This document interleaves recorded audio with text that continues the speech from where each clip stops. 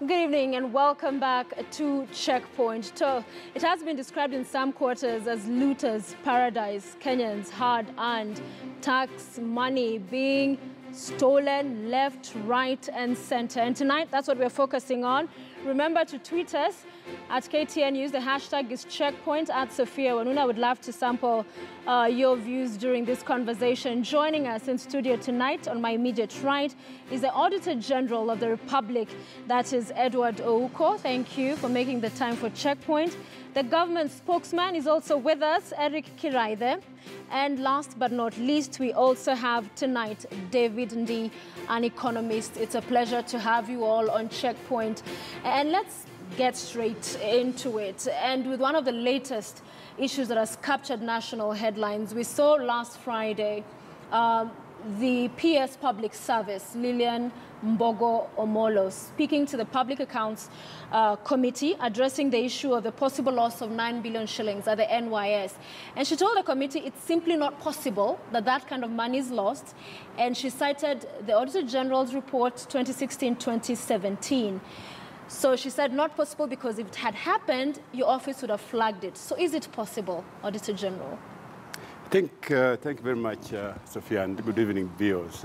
The 9 billion is a big amount, and 9 billion, if it was to go out, it must have gone out over a period of time. It could not be that it went out bang as one. Right. So one thing is that these amounts and the transactions must have been over a period of years, if not, it's more than one financial year. Yeah. Because some of them, as I understand, although I haven't gone into various details, were pending bills. They were paying for goods which have been delivered or were supposedly delivered in previous years. So in 16-17 alone, it could not be 9 billion, because that would have been something which would have been caught. Indeed, if it went as 9 billion within a short space of time, it should have raised eyebrows. So in my view, I don't think it is this amount of 9 billion. I don't know which period it relates to or how many years it covers. Okay. But I doubt if it is 1 year. So it's possible, but over a long period of time, not over one financial year? No, certainly. All right. The reports we're getting, spokesperson, is that a dossier was handed to the president from the National Intelligence Service, citing this amount of money. What more can you tell us? What I can tell you, Sophia, and the viewers tonight, good evening, is that the government has changed the way in which we investigate corruption. Having been re-elected for the final term, His Excellency the President put in motion measures that ensures that all government departments are dealing with corruption, especially the investigative agencies. To his credit, the Auditor General would usually audit processes and procedures. He would audit application of the law. And as a fraud investigator myself, I'll tell you one thing. If there is anything fraudsters are good at, it is practices and procedures. And therefore, what we would want to tell people is that it had been the wish of the government this time round to quietly, stealthily ensure that evidence for corruption is assembled. Remember that the trick in stopping this kind of public theft, which we have heard of over the years, is that the processes should be swift, the punishment must be certain and deterrent. Therefore, what we would want to tell Kenyans tonight is that the drama notwithstanding, the issue of whether it is 10 shillings stolen or it is 10 billion does not arise. It does arise. It's a concern because of what that money could do had it not been stolen. So was the president informed that it was 9 billion shillings by the NIS, and over which period, so that we can shed more light now that we have you here? What I will not share with you is the brief the president receives from NIS, because in government we have information which we share with the public, which we are sharing continuously. Part of that information is not the brief the president receives from his departments. The point I want to underscore is this, that this time around, the executive office of the president, His Excellency the President himself, and all political players, including Honorable Raila Odinga, have decided that as a country, we must work together to ensure that public money goes to the purpose for which it is meant, not to individual pockets. All right, and we'll continue with that point. Let me bring in Ndii, because the spokesperson is speaking of this commitment, but it's not the first time we have heard the president time and again talk about the efforts it's put in place, tough talk on corruption. In your view, where is the country going wrong? Where are we missing the point? Because clearly, now we're even having NYS2 after one. You'd imagine the issues then would have been dealt with. No convictions, more corruption. This is not about corruption. I think corruption is a sideshow. In fact, what you're seeing is the weaponization of anti-corruption to fight political wars. The purpose of this huge upsurge of corruption revelations, NYS, serious board. I'm hearing there are some also in Kenya Power. Kenya Power. These have two objectives. One of them is to finish William Ruto for political purposes, expediency. And the other one is to try and sanitize Uhuru Kenyatta and shore up his political legitimacy in the face of a stolen election. So when you say to smear William Ruto, in what sense? He's not been named in any of the scandals as a person, at least the recent ones? I said to finish, not to smear. Okay, to finish. How so? You see, it's like in the Bible, where, Jesus cast out demons from people, and he put them in pigs. And then the pigs went over a cliff.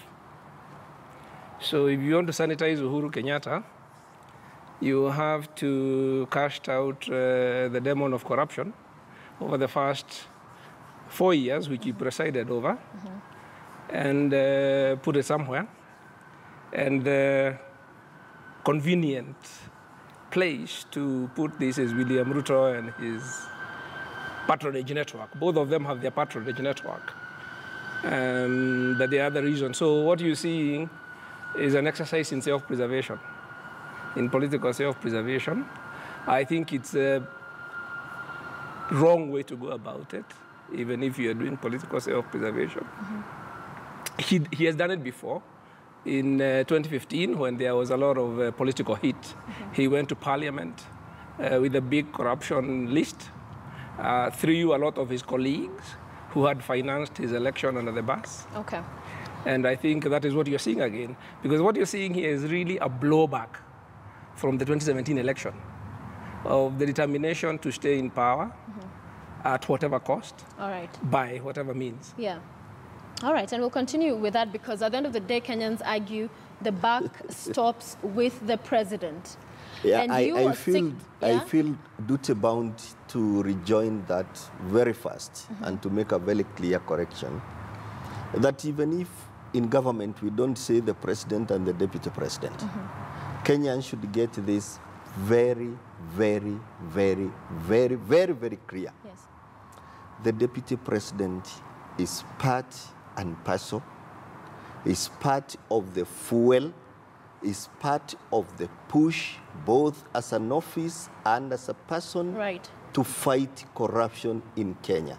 So what political commentators say, I wish I was a politician, I would throw one or two barbs, but this is not a political game. This is not political at all.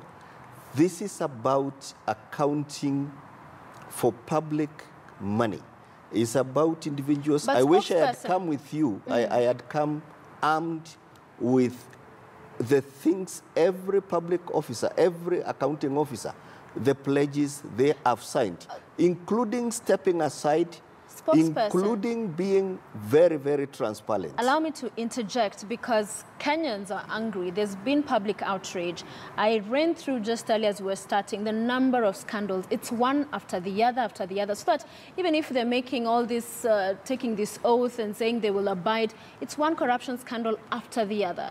The president has sometimes seemed helpless, saying he's done everything he can and doesn't know what else to do. So what is that actual thing that shows that President Kenyatta is actually serious about fighting graft? Oh yes, that is an excellent question. The fact of the matter is that we have a country, and Kenyans should be proud of it, where every process, the Auditor General has just clarified there, and I can want to clarify that we don't know 9 billion was stolen. We don't know the actual figures. We don't know what was stolen, what was misappropriated, and we don't have the details. But we have a country where the president uses his political will to ensure that anything little happening inside government is turned out in public. Who is tweeting? The Director of Public Prosecutions. Who is giving updates to the media? The Director of Criminal Investigations. NOS1, no conviction so far. So they may systems. tweet, but there's no confidence there'll be anything different with this scandal. Now that the first scandal, nothing happened. Hang on there.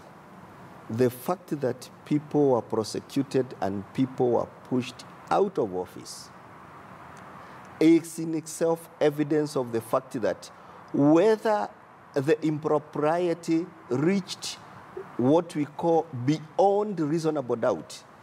I have my own misgivings about our interpretation of the law in courts, but give it to them. We have seen signs of late, and we also have a new, relatively new Chief Justice.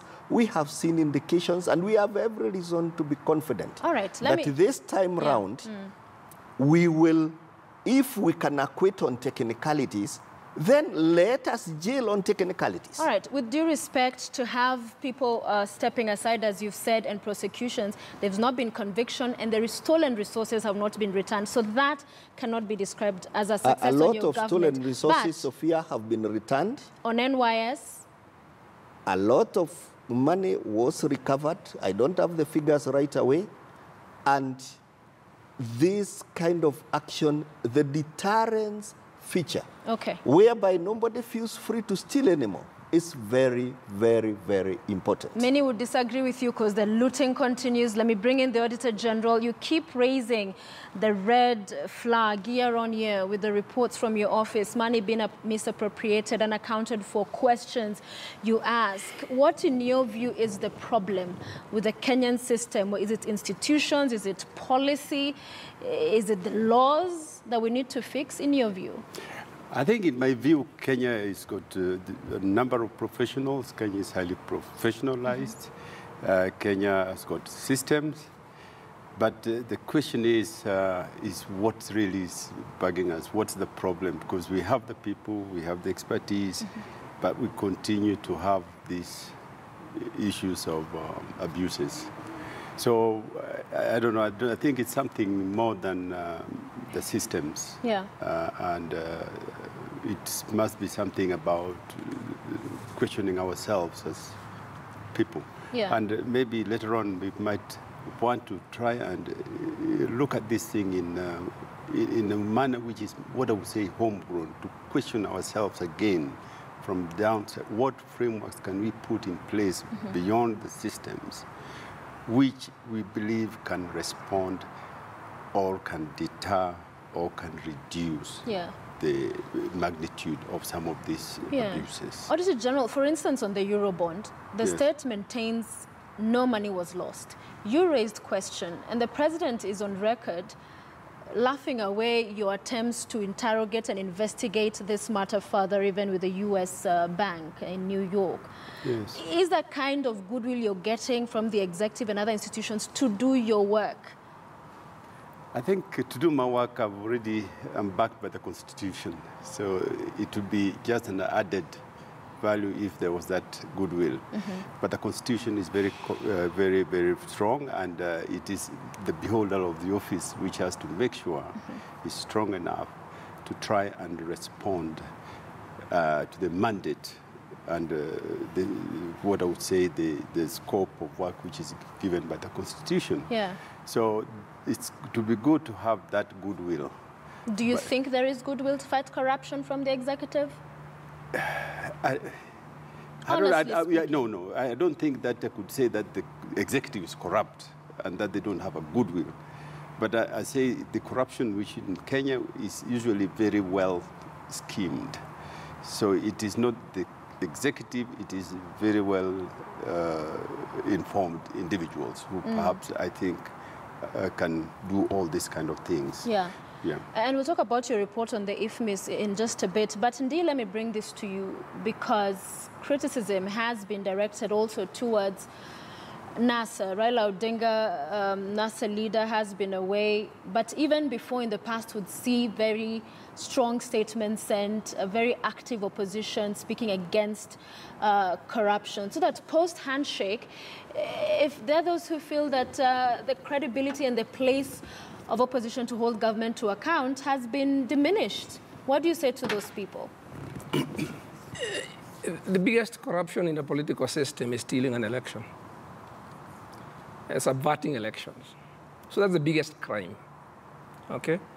And that's the crime that we have been trying to fight against. Because if people, the way that in a democracy that you hold people politically accountable is if they have not performed, if they have stolen, when time for election comes, they are voted out of office. If you cannot vote them out of office, then there is no way that you can have accountability. I had a politician, a cabinet secretary, sorry, not a politician, a few weeks ago in Western Kenya, who was bragging to Western Kenya politicians that if they want to contest in 2022, it will be about money. And he mentioned a figure. He said, if you don't have 200 billion to put on the table, you can forget it. Now, 200 billion shillings is the Eurobond money we can't account for. Forget 9 billion. 200 billion is, and I wondered whether there was a relationship, that whether he came up with this figure 200 billion from nowhere. Now, if people are building 200 billion shilling war chests to fight elections and are willing to subvert, bribe, do anything, you will never have accountability. So, to ask us to continue shouting about chicken thieves, Wanjiko and some Kabura and all sorts of things, while we are trying to tell Kenyans that the core of the problem is if we do not have political accountability, if the vote doesn't count, yeah, all these other noises you are making are a waste of time. But even in saying that, Ndii, you, for instance, were leading the People's Assembly. Soon after the handshake, that folded. There was a secession conversation. We're not hearing any of those other vibrant conventions. That is the thing that should happen. But NASA had a very clear also narrative around electoral justice. But it appears now to all have been subdued in this let's all read from the same script. Also not choosing to boycott the second election. Is that how to deal with this corruption around elections you speak about? You know, we are not superhuman, eh? So Kenyans sit out there. They expect a few people at very great expense and cost to ourselves to fight for them. Yeah? So they're asking, why isn't NASA doing something? Why isn't NASA shouting? Why did Ndii abandon the People's Assembly and all sorts of things? Now, that's not where the problem is. You have a government. They're stealing everything that's not nailed to the floor. Now, I was talking about 200 billion of Eurobond. $2 billion does not disappear in a country, yeah? Unless the president and heads don't roll. As you say, the banks... They maintain it hasn't disappeared. Let me finish. Yeah. He hasn't found it. He's tried to balance the books. I was prosecuting the case of the Eurobond in the court of public opinion. The week before that incident you're talking about, I had written that he was being obstructed from going abroad. If you recall, I was invited to that meeting. And I refused to go. So the bro beating, the person who was supposed to be stared down by Uhuru is me. I refuse to go. So he turned the guns on him. The point is, Uhuru Kenyatta and William Ruto are the biggest beneficiaries of grand corruption. They politically, okay, political beneficiary, economic beneficiary. So my view is, I actually don't think that we should have put corruption on that 9-point agenda. I don't think we should be dealing with, because they are conflicted. So Uhuru and Ruto cannot lead a fight against corruption. What we need to do is to focus on the political reforms.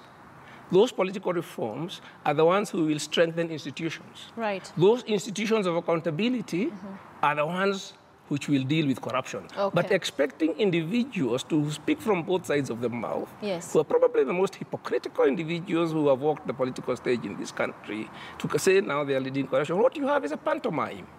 And Raila Odinga has agreed to have corruption. They're so part of, they're all now part. Well, they had to compromise. You know, when you're doing that sort of deal, you bring an agenda, other people bring an agenda. So it's a joint agenda, but corruption was not on our agenda. I hope you did not invite us here to listen to political banditry. And of course, need to go often to break, I wish, then I allow you to respond. I also wish that sometimes I could ban these statements. A few minutes ago, it was targeting Ruto. Now, Ruto is corrupt. Anyway, what I would want to make very clear, Sophia, is that we don't invite the government spokesman for a political rally.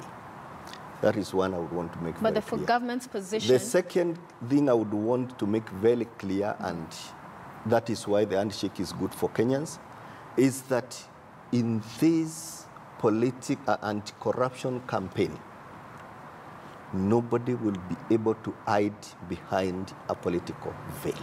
How come so far they've been hiding? What is this thing political. That has changed that now will have people being convicted? Nobody will say they are being politically prosecuted. Kila mtu atabeba mzigo wake. What is that thing that will see a turnaround? Uhuru Kenyatta is his second term as president. What will see a turnaround is that the country's political leadership, leave alone their foot soldiers and the other buccaneers around, are speaking in one voice. We have the president, we have the deputy president, we had the de facto leader of opposition in this country speaking in one voice, and that is very important for us as we move forward. All right, we have to take a break. We will come back and talk about a report that was issued by the Auditor General in 2014 on IFMIS. So you will be surprised, if you haven't read it already, of some of those weaknesses that were raised those 4 years ago. And it's just now that the PS Treasury is talking about some changes to IFMIS. So please stay with us. We'll be right back.